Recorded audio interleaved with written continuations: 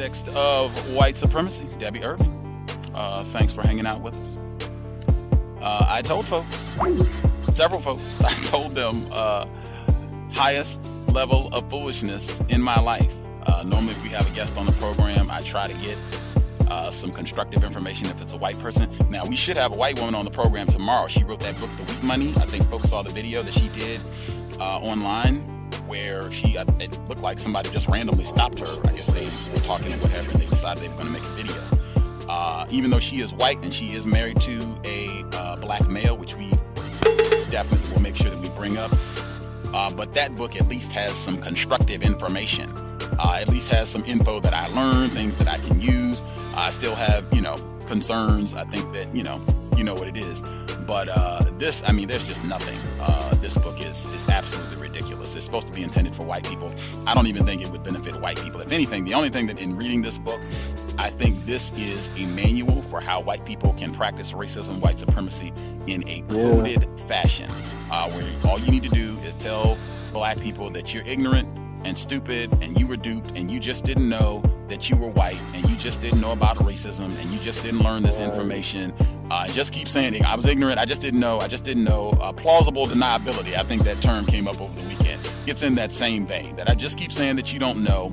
And most black, because she spells it out in the book. If you go to these conferences, Dr. Eddie Moore Jr., if you just keep saying that, most black people, they will believe you. If you can do it and get to a point where you can have some sincerity, most victims, you can trick them. They will think, yep, this is a well-meaning white person and we'll come and miss out on opportunities for resources. You talk about disgusting for her to be at a conference, and it was a black person that recommended she attend a conference that's specifically designed for non-white people, professionals of color. That's the language that she used. You attend, you practice racism, the non-white people call you on it, you sit and mope, and then a gang of non-white people, they miss out on their own workshops to come and puff you up and tell you that you're great and don't feel bad and stay and soothe.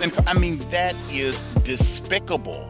That is the worst of the worst. Anybody who's listening to this program, you shouldn't have white friends in the first place, where you're never in position to be recommending that a non-white person come hang out in an environment where non-white people are going to be talking about racism. That's one.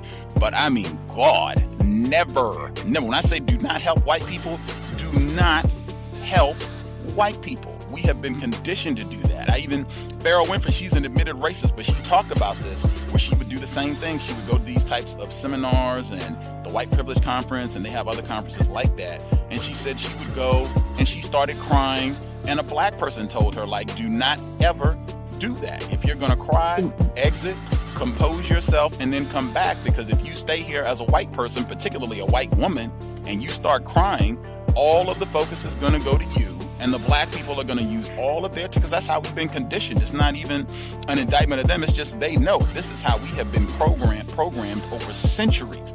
This is the importance, the significance of the help of Gone with the Wind. And it's tons more examples where this is the way black people have been trained to function. We know Dr. Eddie Moore Jr., married to a white, the soothing lotion.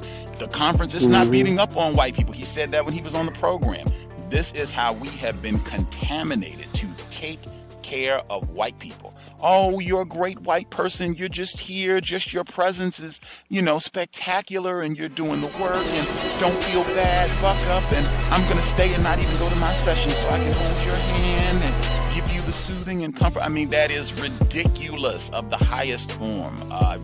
You really got to be on the ball about this sort of thing, because I think it's going to be more and more white people who give you this sort of presentation when they talk about racism and make it out that black people are the experts on racism. That's why I play that clip all the time, where it's black people are the smartest people in the world on racism and white people are the dumbest, and nothing could be further from the truth. At minimum, the white people who are carrying out these acts, frequently it's a lot of white people who write these books. Red Summer, Tapello mentioned, Cameron McWhirter, he wrote a book on this. He's a white man. He's been a guest on this program, and he writes for the Wall Street Journal. He's done stories there on racism. Frequently you have the guest tomorrow. She cites that very same book, Red Summer, with Cameron McWhirter. She cites that. Danielle McGuire, white woman. She's written extensively about white male raping black females, non-white females in general, but particularly black females. White people are not ignorant. They're not stupid. At minimum, you have a significant chunk of the white minority population that is doing. As she said in her book, I'll read it again, where she says, I never understood, and hardest for me, that people like my own family and friends, people in charge, must have understood this to a certain degree, if not had a hand in its orchestration. This was intentional. This was manipulative. Directly from her book, page 33. That's what we need to be focused on right there. And white people always make, in my opinion, exactly as she said, they make a deliberate, intentional, manipulative effort to downplay and minimize that you have tons, if not all, of white people actively, consciously, deliberately engaged. And that's why you still have incidents like what happened with Darren Wilson and him getting all this money, Daniel Holtzclaw, him getting all this money and him being released from prison, and this being replicated globally. This is not unaware. This is not ignorance. This is deliberate racism. And her book, it's not even worth toilet paper. In my opinion, you just look at it as this is a manual for white people, how you can trick non-white people so that they don't think of you as racist.